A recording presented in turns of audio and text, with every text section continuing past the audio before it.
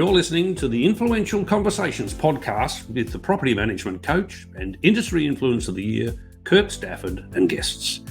This series is proudly brought to you by Tappy, an Australian-first platform delivering the total property care solution to help property managers provide a world-class maintenance experience to their landlords and tenants and to save them processing time on this maintenance. In Inspection Express, the market leader in property inspection reporting and a digital signature platform to provide all your property documentation in one place, giving you a seamless approach to the way you manage properties. And Agent Dynamics, the Australian market-leading team development ecosystem to help you nurture, grow and retain your property teams since 2014. Now, here's your host, Kirk Stafford.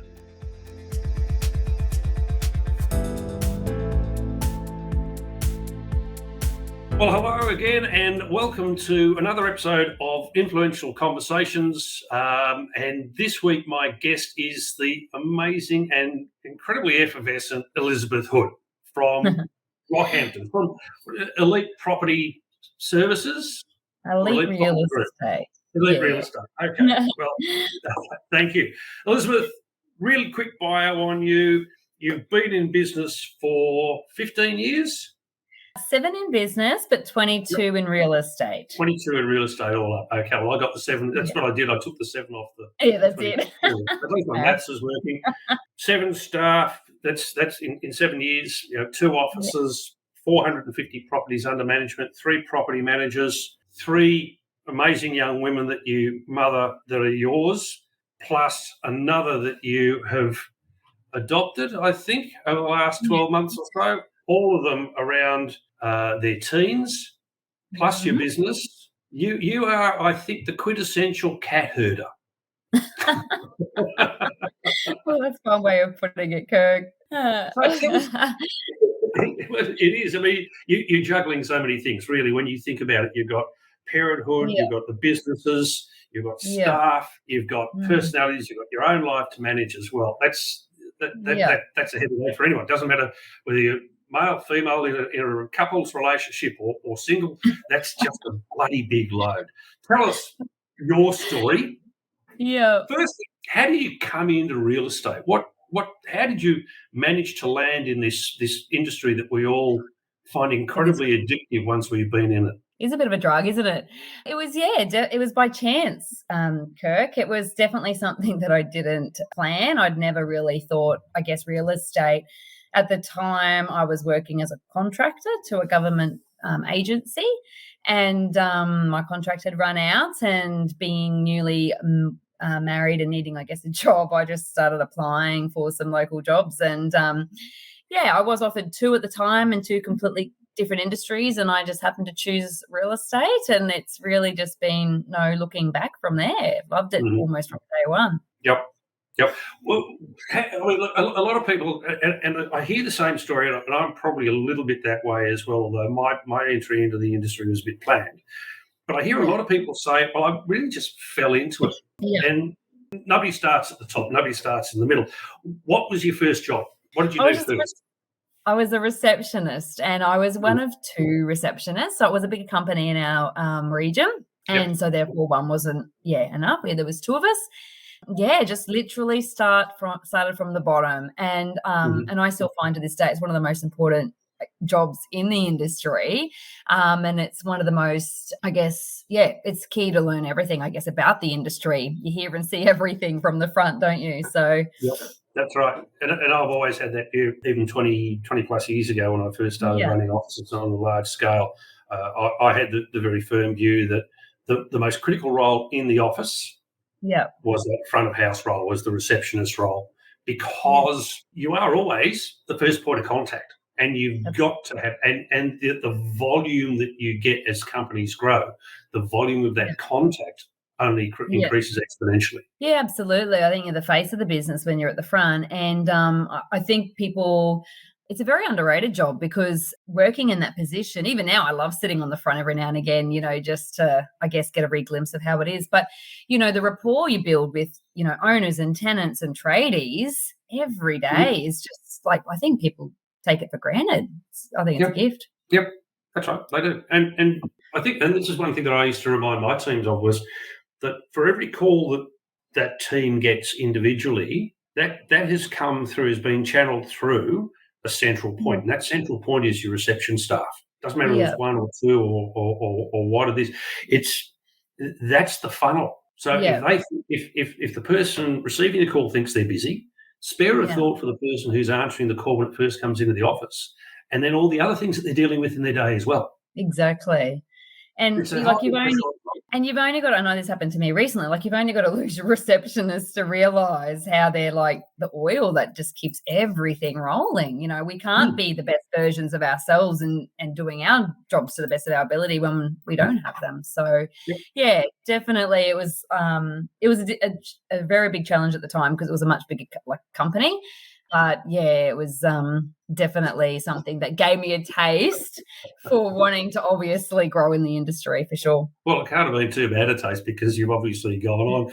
Where did you go from there? Was it into property management, into sales, into admin? Where did you go from reception? Yeah, so I was a property management administrator next, and so I was basically the support person to two property managers. And then I went away and had one of my babies and my first child, and I was only gone actually 10 weeks, so I was quite not a long time at all. And I got the phone call from the boss to say would I consider coming back and taking a portfolio on. So I was like, anyway, no experience, no nothing. Like, obviously, I'd just done the administration side of the job, but never left the office. And I was throwing a property at the time. We used to manage 180 to 190 properties. Like, that was the average. And, I just can't get over how different the industry's changed over the years. I know there's a lot more legislation in place, but saying that, I used to hand type up all my Word documents, addresses, everything, sitting at my desk, typing up all my work, folding the letters. So, things have definitely improved over time, but I think, it's definitely a different industry. So, jump straight into that property. Yeah, it's greatly different. I mean, we've got technology that takes a lot of that load on for us. When we don't have tech, we've got the possibilities, and they are becoming more and more prevalent. And that's our outsourced service to do all that back end stuff. Well, I think people's expectations of us have changed greatly as well. In terms of particularly our service levels, of our response times, and you said before, the legislation, what have you. So the knowledge that we're expected to assimilate is so much greater as well. So the pressure that's on the property manager is certainly not diminished with the amount of technology that's around. I think we've spent a fair amount of time managing that. I think the expectations have actually increased, Kirk. And as a principal now watching my stuff as well, like I think there's definitely more pressures rather than less. And I know through the COVID process, obviously working remotely has become more widely accepted, which has been a great benefit to the industry. But then saying that, I think it comes with a negative sort of twist to that, because I think clients are expecting more and more that the agent is going to respond night or day, kids or no kids. Like, it's becoming where there's not just your day job and you get your time out. I think, because we're always working from wherever we are remotely, clients get very upset when when you're not matching that same energy, or like night or day. Yep, that's right. It really has blurred those boundaries. I noticed that in the first the first national lockdown. I mean, obviously, us Southerners had a fair few more of those, but it got to the point where people, and I was getting people saying to me, well, they just don't seem to care that, this is my time. You say, well, you work from home, you're at home, I'll pick up the phone to you whatever time suits. We've got to, I think, sort of start to define those boundaries between home life and a work life a little bit more clearly when we work. And I've got a couple of ways that I do that with some of my consulting clients, but it's a matter of managing the expectation of the client, but also of the team members themselves. Yeah, that's exactly right. And it is an industry where it is very easy to burn out. Because the brain doesn't turn off. And, like some personalities, I guess, takes that all in their stride. Like, that's something that I guess they get a high out of, myself included. But I guess more often than not, it can lead to burnout very quickly. So it is still important to the agent, whatever job they're in, I think, to learn to time manage. Yeah. How do you manage that with your team? Because I know that now you're straddling two offices, Rockhampton and Moora. and you've got staff in both offices. How do you manage so they don't falter and fall into that burnout stage? Well, I watch energy a lot. I think energy never lies. So I try to nip things in the bud before they get to burnout point. Every now and again, obviously, it does surprise you, but more often than not, I feel like I do notice things.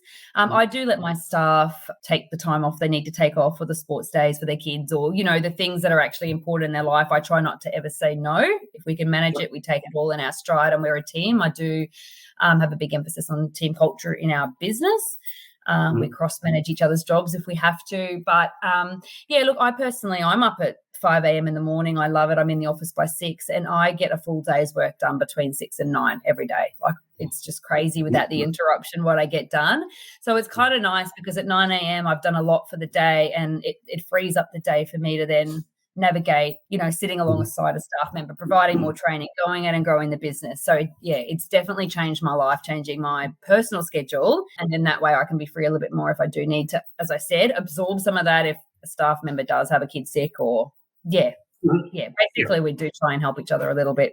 Yeah, well, and that's a really good forward way of looking at it, because once you've got away from the interruptions, it's really amazing how much work you can actually get done. I talk to a lot of people, and they say, "Oh, look, I can never get anything done. I'm all over the place." I said, "Well, set yourself up a schedule in your day, and get away from this thing, get away from the mobile. Put it away. Put it somewhere where you can't see it," says Kirk, putting his away. But it is that. I mean, and I had a friend of mine who used to call it my electronic leash, because wherever I was, I had my phone on me, and we've got to move away from that. And there's almost I think there's a dependency, and it's not a badge of honour to say that I'm always available. It's a quick way to burn out, as you said. Yeah. And I used to be the worst. So my notifications on my emails on my phone used to be on, and every time I'd see it I'd feel like I had to respond immediately. I only open my emails twice a day now. So, I don't even look in between. I'm hoping that if it's an emergency, someone would ring me or the staff would tell me. But it's interesting because I worked 10 years straight working every single night of the week, and we're talking late hours, long hours. And the only time I wouldn't is if I had an event on. And there's more times than not I'd come home at the end of that event and then work, if you know what I mean, so whatever time of the day. So it was only last year, so after 10 years of doing that, last year actually at ARIC, I had a revelation, if something has to change, you've got to change something.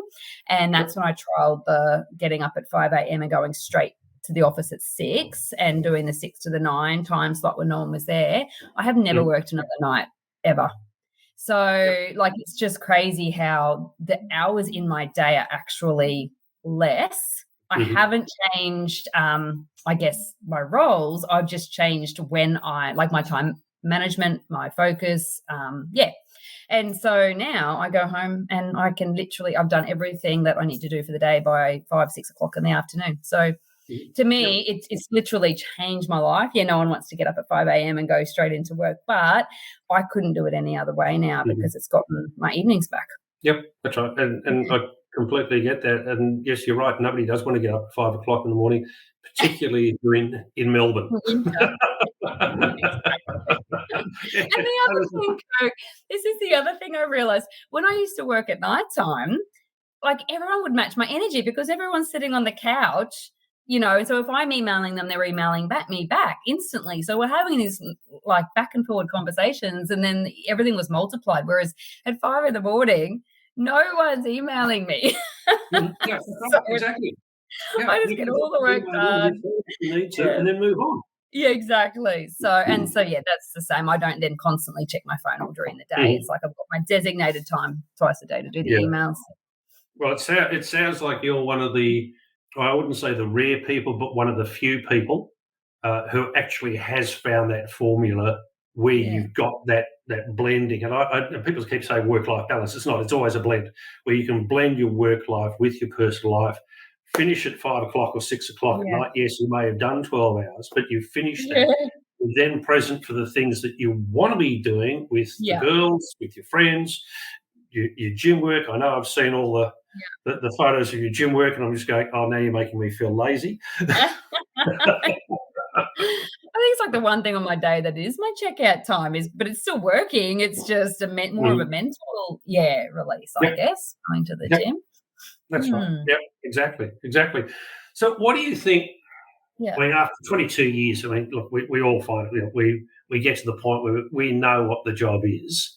But what are the bits about it that you really, really like? Where do you get your joy in the job? I love new business, like business growth. I love helping investors find, a good property, assisting them with, the things that they can do to convert it from how it is when they buy it to creating a great return.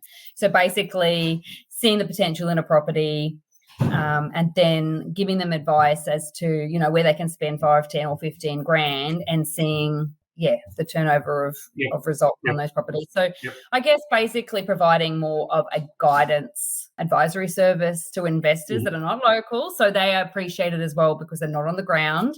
And then, just helping them choose a property, helping them get those great results and obviously facilitating marketing and renting properties and results. And I love all that. I get a high out of it for sure. Yep. So it's really finding that value and improving the value for the client in what you do. Yeah, because it's amazing how, like, if you can just spend, 1,000 here or 4, just a little bit, doesn't have to be huge amounts of money. It's adding the love to properties, Kirk. So many people, like, rental properties stay feeling like they're rental properties because, no one's going to take the time to say or be innovative as a property manager and say, hey, have you thought to put in modern blinds? It'll cost you $2,000, but it's going to, transform the look of this property. It's just making a property not feel like a rental anymore, making it feel like it's that, it adds the love, I guess, and makes those results. Yeah, and it makes, you talk about adding the love, but it certainly adds the love to the property as well. I mean, all of us have walked into houses or flats or apartments, whatever, pardon me, and think, this is a rental because there's nothing inside it that's warm. That's correct. Yeah, it's just had a lack of care for too long. And I mean, I like seeing potential in properties. I see them literally like, what would I do if I bought this property? And I often give owners I break down a list of short, mid, and long term goals as to what you might like to achieve, depending on how far you want to go. And they love it. They appreciate it because they're not getting a lot of that feedback from a lot of other agencies, like just going that bit of extra mile. Right. That bit of creativity and that bit of proactive advice and thinking that's going to stand them instead long term, really, because once you've done that work, once you talk about modern blinds, once the blinds are in, well, they don't have to worry about them for upwards of 8 or 10 years, depending on how they stand the weather. Yeah, I think a lot of property managers fall into a trap of, I don't know, just doing the bare basics that they can do when they turn up at a property. They just do their job. They don't think outside the box. They leave, and sometimes there's nothing wrong that they've done. It's just, if you just added that extra value and that extra care factor, it just completely transforms and changes the client relationship that you've got with them. Like, it builds the trust because it shows them, look, if I was in your shoes, this is what I'd do. I know it might cost you $2,000 or $4,000 or whatever, but this is what you're going to get out of it. And they just love it. So, Why do you think that is? Why do you think that and this isn't a criticism of anyone at all, but I've been in the same situation where I've walked in, walked out, and not really thought, and then you go back later and you think, actually, if we did this, this, and this, but it's by then the moment may have gone. Why do you think there is that mindset where you just walk in, walk out, don't worry about making any recommendations? Where do you think that comes from? I think it's a time management. It stems from time management. I think a lot of people are very reactive in their job because they can't forecast the future. Like, they're too busy thinking about the next 100 emails they've got to respond to or whatever. So they're there just to do the basics, do the job, rush out. Whereas I think if they took that little bit of extra time and care factor, I think I'm all about creating clients for life, Kirk. So, like, if you as a client told me that you just wanted me for 6 months because until the better deal came along, I'd be like, I'm not a good fit for you. Like, I'd rather work with customers and clients that, really see the value, know the service we deliver, And long-term clients, unless of course they want to sell or whatever. But yeah, I'm not all about putting people offside. I want to do the best we can do to add value for them. Yeah, that's right. And I think most of us really want that sort of relationship, but it can be difficult to create. And it comes down to firstly having that relationship of trust. And I know I've talked about this before, that you've got to, that takes some work to build up. And that comes with its own challenges as well, because you always got people who think they may know better, or they've got their own view, whatever it is. And until you prove yourself, that can be a difficult thing to create. It can be a difficult sort of shell to break through with some people. What have you found the challenging aspects of the job? Again, and I know what it's going to come down to. It's going to come down to people. Obviously. Well, staff's always like a challenge, because that was a big learning curve, obviously, when I opened my business. It was very easy for me to obviously just look after me and know the expectations and levels I'd set for myself. So that was, I guess, relatively easy. I think personally, my biggest challenge early in my business journey was over servicing clients. And it sounds stupid, but it was a very big problem for me, because I was so, at the time, passionate, I should say, about, delivering, such a high level of service. But it wasn't about that. It was about, I guess, feeling like, I had no time management, as in family life balance, because my emails would come on, as I said, like I'd feel like I had to respond within 5 seconds, or Sunday I'd be out meeting them, or midnight I'd be responding to them if they responded. And then the second that I thought, you know what, I'm going to put some boundaries in place, and it might take me 12 hours to respond to you, I lost some clients over it. They said, you're hot and cold. You're all hot. And then now, and I'm like, mate, I responded to you within 24 hours. Oh, but that's not what you used to do. And I was just flabbergasted, because I'd never done anything wrong by these clients. So it was really good for me to understand that sometimes in life we can overservice our clients, because we've set and not only that, I was setting these crazy high expectations of standards for my staff too, because they'd got this from Elizabeth for so long. And I never expected my staff to work those hours. So I was happy to, but I didn't. But then that's what the clients expect, because they wanted the same service I was giving them. So that was then, a lesson for me to learn how to just step back, obviously educate clients on our response delivery timeframes. When I send emails at night, I'd obviously schedule my deliveries and all of that. So that was a big lesson for me, because I just couldn't believe I was losing managements just because I'd overservice. But it is very realistic. And I listened actually to an accountant just recently, and she said she was doing that too, and she had to learn the lesson. But she said, we've got to let our customers feel like we have all the time in the world for them. And she said, often when we're sending them emails at 11 o'clock at night, you send a subconscious message that says, basically, my life's in chaos, and this is the only time I have to reply to you.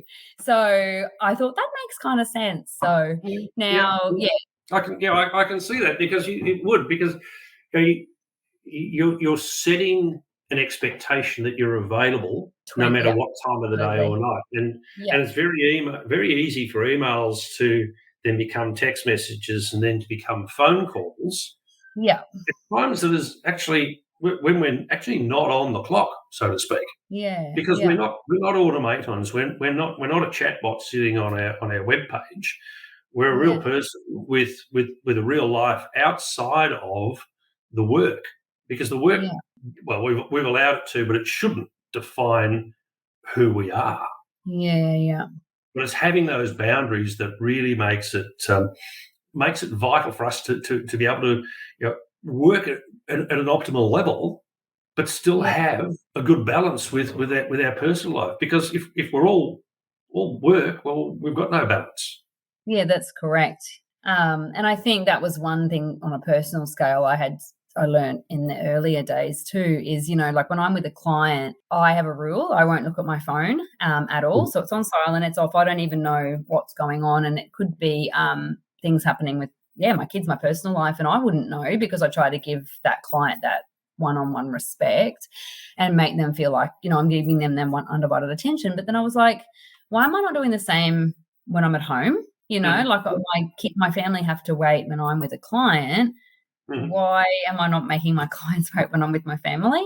So that's where I think it's really important, and I'm still trying to learn. It's definitely harder the other way, I think, because we kind of take our family sometimes for granted.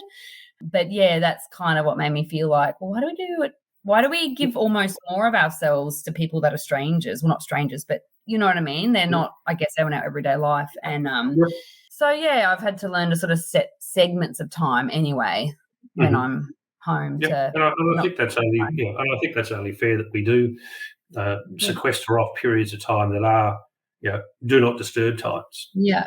And I encourage anyone who comes to any of my sessions on time management that your phone goes to silent at 6 o'clock at night, or you don't look at your emails like you do. Yeah, you look at your emails twice a day. That's it. You don't need to look at them more than that, because if it is urgent, they will call, or someone will find some way of getting to you. But in terms of, I mean, look, we've talked about challenges at work, but when you get challenged at a personal level, when there's something internal that's challenging, how do you, and it can be work related in this regard, how do you overcome that? Where do you go to get your inspiration and your influence when things start to get a bit tough and you may be feeling a bit flat? Yeah, good question, Kirk. Look, the answer I probably would have given you, 5 or 7 years ago is probably a different answer from today. I think in life we do evolve and we become stronger, and I'm lucky to say these days that less bothers me, touch wood, than what it used to, because I think we do become more resilient in business and like the bigger challenges that we guess. And I've obviously had a fair bit of them through both personal and business over the years, and now juggling 4 teenage kids as well. So look, I've got probably 3 very, very, I don't have a lot of friends, but I've got the 3 few that I've got, I'm very close with. So I'm lucky in the sense that I do go and sort of, have a little chat with them and just get, I guess, a fresh set of eyes on a situation or a bit of calming inspiration. But I am very self-motivated, Kirk. I believe when someone told me, I read an article about 7 years ago, and it said 86% of our subconscious brain automatically filters thoughts through a negative lens. So unless we are actively feeding our brain the right content, we will automatically filter whatever we receive during our day through a negative lens. Yep.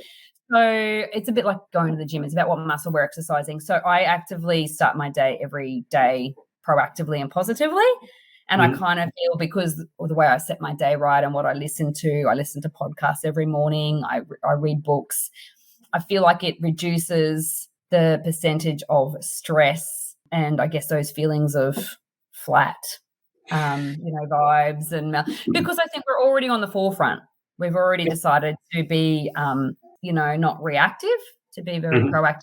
So, look, it's rare for me these days because I am so proactive in that sense. But when I do, I read, Kirk. I'll go and find a quiet spot and just, even if it's a chapter of a book, go to the gym, or ring a coach someone in the industry that has had a bit more experience than me, and and just, I guess, see what their perspective is. Great. Yeah, that's and there's some really, really good hints in there too for others that are listening to us, because you need a multifaceted approach.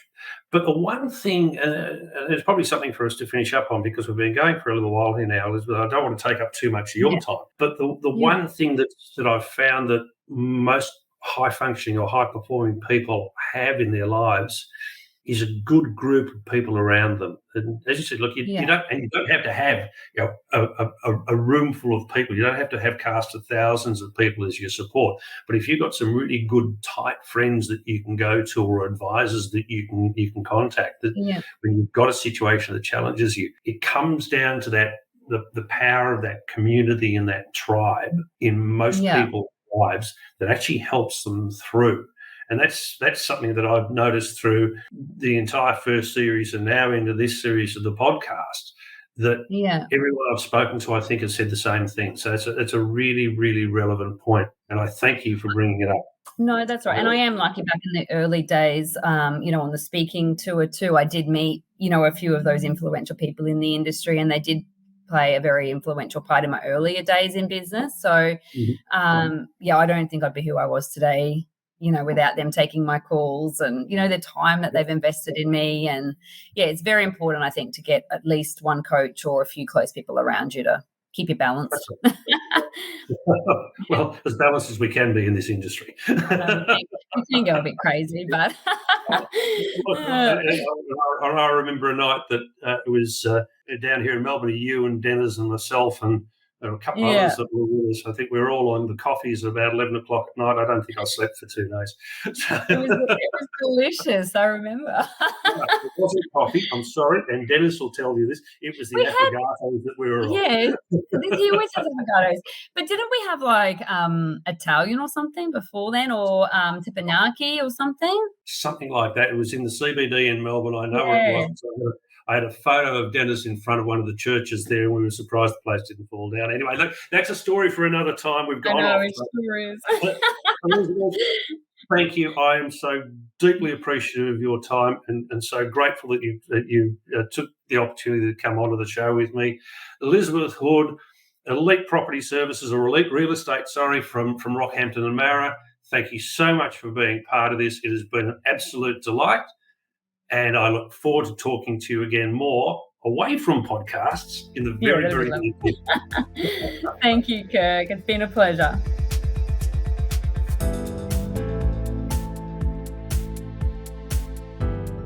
You've been listening to another podcast in the Influential Conversations series. This series is proudly brought to you by Tappy, helping property managers deliver a world-class maintenance experience to their landlords and tenants, and providing a total property care solution. Inspection Express, the market leader in property inspection reporting and digital signature property documentation, giving you a seamless approach to the way that you manage properties. And Agent Dynamics, the Australian market-leading team development ecosystem to help you nurture, grow and retain your property teams since 2014. Thanks for listening. Be sure to tune in next time for the next in this series.